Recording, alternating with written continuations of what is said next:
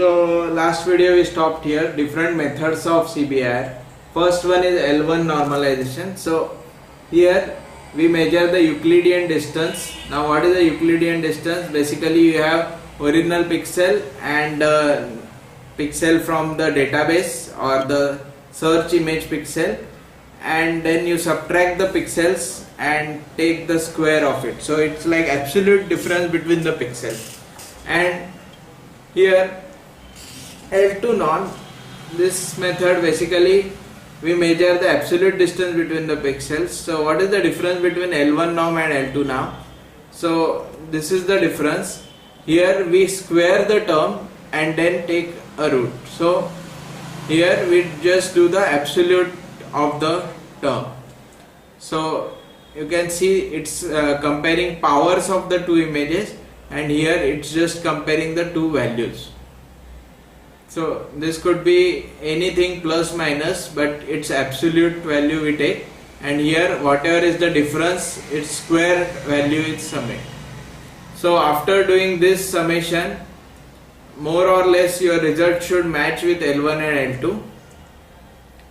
So summation index goes for all pixels, and same thing is applied over a histogram also. So we have histogram going from 0 to 255. We compare each gray level for each histogram, and then we compare it with the query image histogram. So it's like if I have pixel value 5 with 255 times repeated, again in the database image, if I have any image with pixel value 5, 255 times repeated, or let's say plus minus 10 times repeated, we will select that image for comparison and we will go ahead with the pixel value number 6, and so on.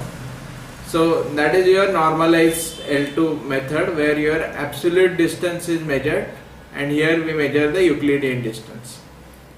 Third is city block distance. So if I say go from ground zero to message site, you will obviously cannot go through the buildings. So you generally take the road and you go like this, and you will read this. So city block is something like this only. This is your absolute or Euclidean distance, and here you just go like this. That becomes your city block distance. So you cannot cross a pixel which has a different value than the limited specified value. It's like having a buildings in between. So if I consider this is 0 level and this is 255 level, you have to follow 0 levels and its nearby levels, so that it becomes like a city block distance. And its formula is basically modulus of A minus B, where AI and BI are the two pixel locations. Then another method we can see in this graph is this distance, and its name is Chebyshev distance. It's like a chessboard distance. If you have rook on a chessboard, it will move only horizontal and then vertical.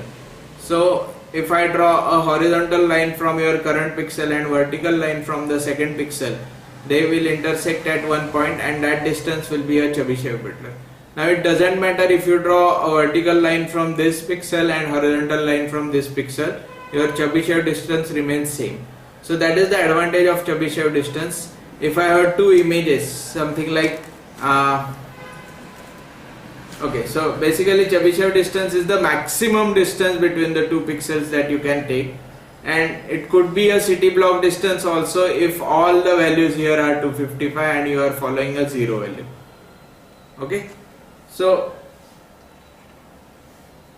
next method is cosine transform. Before that, I would like to explain what is a Chebyshev method and all the distance methods. So you have an image like this and another image to be compared like this. So you match one point, one pixel at a time, and then you go on checking from this pixel value to this pixel value, what are the different ways you can route through for this image as well as this image.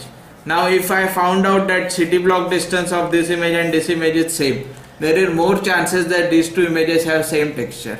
Or say the Euclidean distance is same, there are more chances that those two images are of same size.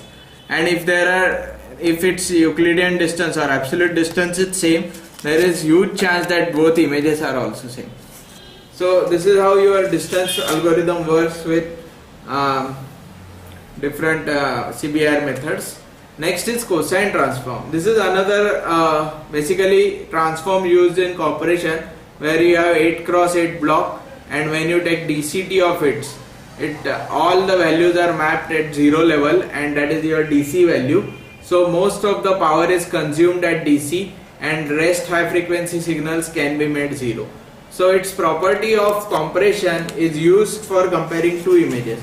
So if I have my reference image and image to be compared from database, I will take DCT of this image, I will take DCT of this image, and I will just match this. So the cosine transform should have maximum speed of operation, but obviously we are comparing on or we are basically giving up on the accuracy part. Then comes the method of correlation. As we know that there are two types of correlation, cross correlation and autocorrelation. We'll stop here for some time and continue in next week.